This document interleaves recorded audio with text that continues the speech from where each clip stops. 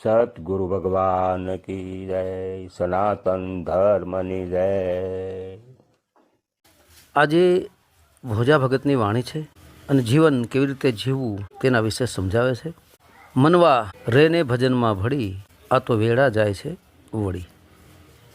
મન જ્યાં ત્યાં આપણું ભટકતું હોય છે અને એને ભટકાવનાર સ્વયં ચિત્તરૂપી સુરતા છે અને ચિત્તને સપોર્ટ કરનાર સ્વયં આત્મા જ છે. કારણ કે આત્માની શક્તિ દ્વારા જ આ ચિત્ત ચાલી રહ્યું છે અને ચિત્ત દ્વારા આ મન ચાલી રહ્યું છે.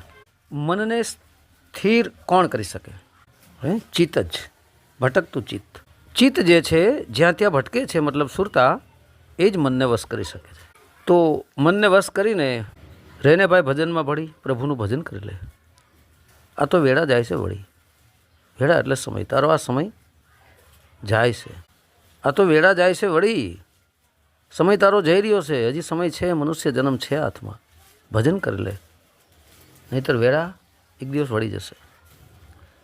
જોબનના દહાડા જાતા રહેશે, જેમ કરમાય છે કડી. તારી આ જે જુવાની છે, તારું આ જે જોબન છે, એના દિવસો એક દિવસ જાતા રહેશે. અને ફૂલ એ કડીમાંથી ફૂલ બની જાય ને એક દિવસ એવો આવે ફૂલ પણ કરમાઈ જાય છે. તો એવી જ રીતનું આ જીવન કરમાઈ પહેલાં ભજન ભક્તિ કરી લ્યો. જરા આવે કાંઈ જોર નહીં ચાલે, પછી પીખાશે પડી. કહે છે જરા આવે કાંઈ જોર નહીં ચાલે, મતલબ ત્યારે જ્યારે વૃદ્ધાવસ્થા આવી જશે ત્યારે કાંઈ ભક્તિ ભજન કરી નહીં શકશો, જોર નહીં ચાલે, પછી પીખાશે પડી. મિત્રો, જ્યારે યમના દૂત આવે છે, જમરાજ આવે છે, ત્યારે કાંઈ જોર નહીં ચાલે આપણું. ગમે એટલું કરશો તો એ રહેવા નહીં દે. એક દિવસ તો આત્માને આ શરીરથી અલગ કરવાના જ છે. તો આત્મા શરીરથી અલગ થાય એ પહેલાં ભજન ભક્તિ કરવાનું કહે છે. પછી પીખાશે પડી. તો હજુ સમય છે. આ બધું તારો જે માળો જે બનાવ્યો છે એ બધું એક દિવસ પીખાઈ જાય. એના કરતાં ભજન ભક્તિ કરી લે મનવા. સંગ્રહ હશે તે સાથે નહીં આવે, સર્વે જાશે સડી. આખી જિંદગી તે ધન દોલત કમાવામાં કાઢી, ભેગું કર્યું બેંક બેલેન્સ, ઘરની અંદર બેલેન્સ, બેંક બેલેન્સ, પૈસા પૈસા, ભજન તો કર્યું નહીં. તો આ એક દિવસ એવો આવશે કે આ બધું સડી જશે, મતલબ નષ્ટ થઈ જશે. ગમે એટલો ધન દોલતનો સંગ્રહ કરશું પણ એ હારે સાથે આવશે નહીં. જ્યારે મૃત્યુ આવશે ત્યારે બધું અહીં નહીં પડી રહેવાનું છે. હેતે કરીને વાવરજે હાથે, બાકીનું જાશે બળી. તો ભાવથી પ્રેમથી હેત કરીને વાવરજે, મતલબ વાપરજે. તારા હાથે દાન પુણ્ય કરજે. ચકલાઓને ચણું નાખજે, ભૂખ્યાને ભોજન દેજે, તરસ્યાને પાણી દેજે, માછલાઓને લોટ આપજે, કીડિયારું પૂરજે, અનાથોનો નાથ બનજે, બેઘરોને ઘર બનાવી દેજે, એટલા આપજે. પુણ્યનું કાર્ય કર લે તારા હાથે જ. બાકી બધું તારું ધન દોલત અહીં અહીં રહી જશે. તો હેતે કરીને વાવરજે હાથે, બાકીનું જશે બળી. જેટલું તે દાન પુણ્ય કર્યું એ જ તારી સાથે આવશે. બાકીનું બધું બળી જશે, અહીં નહીં પડ્યું રહેશે. કોના છોરું, કોના વાછરું, કોના માને બાપ, અંતકાળે જીવને જાવું એકલું સાથે પુણ્યને પાપ. જીવ મતલબ મનોદશામાં ફસાયેલી સુરતાને જીવ કહે છે. તો મનુષ્ય અવતાર મળ્યો છે. ગમે તેમ કરીને, કોઈ પણ ઉપાયો કરીને, ગમે તેમ કરીને આત્માને કેમ જાણવું, આત્મા સુધી કેમ પહોંચવું, આત્માનુભવ કેમ કરવો, સંસારમાં રહીને આત્માને જાણવાનો પ્રયત્ન કર.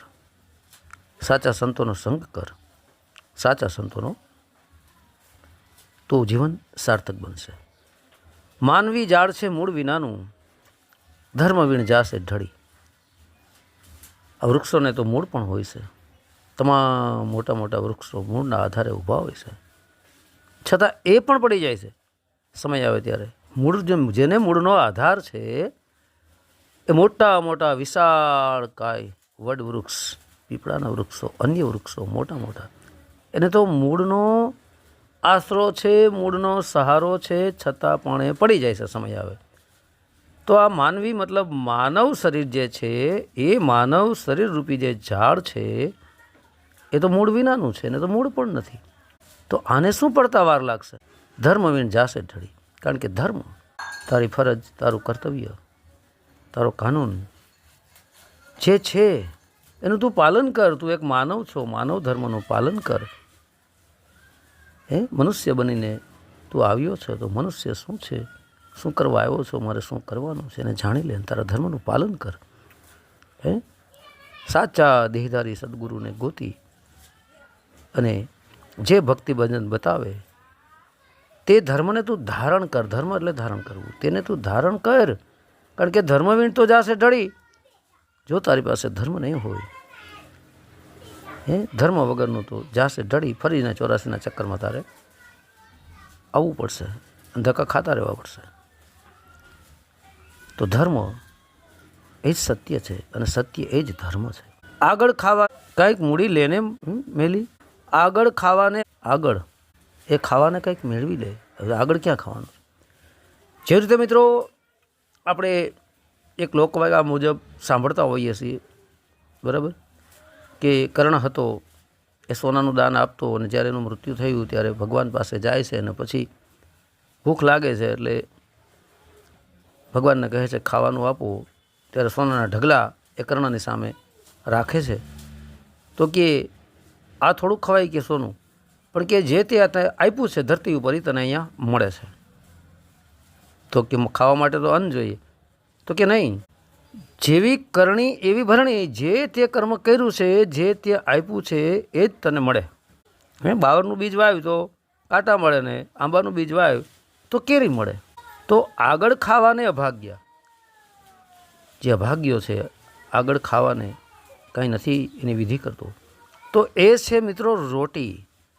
ત્યારે કર્ણને પૂછવામાં આવે છે કે કોઈને અન્નદાન દીધું? તો કે હા, મેં તો દીધું નથી, પણ એક આંગળી ચીંધી હતી કે સામે એક ભલા માણસનું ઘર છે, એ અન્નદાન આપે છે અને ખવડાવે છે, ભૂખ્યાનું ભોજન આપે છે. તો હવે આંગળી તારી મોઢામાં નાખ એટલે તે બધું ખાઈ લીધું છે એવું તને અમીનો ઓડકાર આવશે. ત્યારે કર્ણ એ આંગળી મોઢામાં નાખે છે અને અમીનો ઓડકાર આવે છે કે મેં 32 જાતના પકવાન ખાઈ લીધા છે. તો અન્નનો આવો મહિમા છે, આટલો જોરદાર મહિમા અન્નનો છે. તો કહેવાય છે લોકવાયકા મુજબ કે એ કર્ણને ફરી અવતાર અન્નદાન લેવા માટે પ્રભુને વિનંતી કરે છે કે મને એકવાર ફરી અવતાર આપો, જેથી કરીને આખું જીવન પર્યંત અન્નદાન કરું, ભૂખ્યાનું ભોજન આપું. પછી કહેવાય છે કે સંગાવતી અમે શેઠ સગાડસાના રૂપમાં એ આવે છે કર્ણ, અને સાધુને જમાડીને પછી જે જમવાનું ટેક લે છે, એક નિયમ લે છે. કહેવાનો અર્થ છે કે આજ આપણું ભાતું છે, ટુકડો નિહારી ઢુકડો. આપણું જે આ ભાતું છે મિત્રો, જેવું આપણે આપશું એવું જ પ્રભુ આપણને આપશે. તો અન્નદાનથી સર્વ કોઈ દાન નથી મિત્રો, સર્વશ્રેષ્ઠ. અન્ન સમાન નહીં ઔષધિ, નિંદા સમાન નહીં પાપ. તો અન્નદાન જે છે ને મિત્રો, ભૂખ્યાને ભોજન આપવું અતિ ઉત્તમ પહેલા નંબરનું દાન છે મિત્રો. ભાણ બાપા કહે છે ને કે પેટ વચ્ચે છે ગુમડું, પેટ વચ્ચે છે ગુમડું, એનું ઓસળ છે અન્ન. ભાણ કહે ભર્યું રહે તો મોજું કરે મન. વાહ!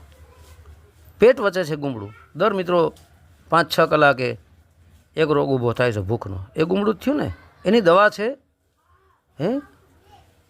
એનું દવા છે અન્ન, એનું ઓસળ છે અન્ન. જે આપણે ભોજન જમીએ છીએ એનું ઓસળ છે રોટલીને શાક, એનું ઓસળ છે અન્ન, એની દવા છે. ભાણ કહે ભર્યું રહે ને તો મોજું કરે મન. ભૂખ્યો માણસ હોય તો એનું મન મોજું ન કરતો હોય, ધરાઈને ખાઈ લીધું હોય તો એનું મન મોજું કરતું હોય.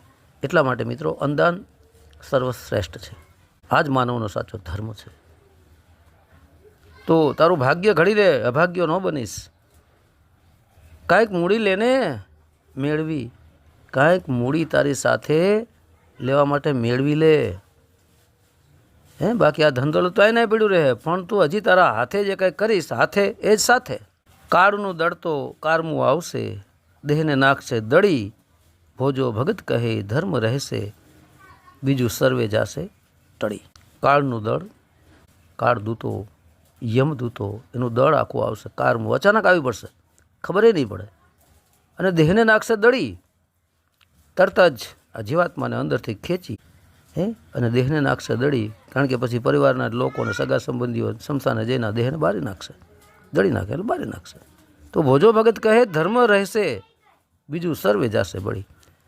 ભોજા ભગત કહે છે કે ધર્મ એક જ, સત્ય એ જ ધર્મ, એ રહેશે તારી સાથે, બીજું સર્વે જશે ટળી. બાકી તારું તમામ ગમે એટલી મિલકત હોય, મોટર, ગાડીઓ, બંગલા, સુખ, સાહેબી, ધન, દોલત, બધું બળી જશે, બધું ટળી જશે. તારું પછી કાંઈ નહીં રહે, કારણ કે તું તો હોયો ગયો. બસ તો કોણ એને વાપરશે? તારા પરિવારના, તારા બાળકો, તારી બાળકીઓ, જો એ સારા હશે તો વિગતે વાપરશે, નહીં તો એ પણ અંદરો અંદર લડી પડશે. હે, બાપની સંપત્તિ માટે એ પણ અંદરો અંદર લડી પડશે. જો સારી કમાઈ હશે તો વ્યવસ્થિત રીતે બાળકો પોતાની વહેંચણી કરી લેશે ને એ પણ ધર્મના માર્ગે ચાલશે.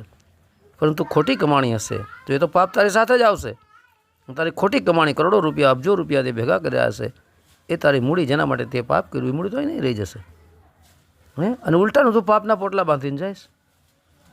તો ભોજા ભગત કહે ધર્મ એક જ રહેશે, બીજું સર્વે જશે ટળી. તો જે કહે તે ધર્મ કર્મ કર્યું હશે, સાચું કર્મ અને સાચું ધર્મ તે કર્યું હશે અને પાલન કર્યું હશે, તો એ જ તારી સાથે રહેશે. બાકી બીજું તો સર્વે જશે ટળી, બાકી બીજું બધું ખતમ થઈ જશે. મિત્રો, કેવું જીવન જીવવાની ટોપ સલાહ આપી છે ભોજા ભગતે. તો બોલો મિત્રો પ્રેમથી ભોજા ભગતની જય. સતગુરુ ભગવાન કી જય, સનાતન ધર્મની જય.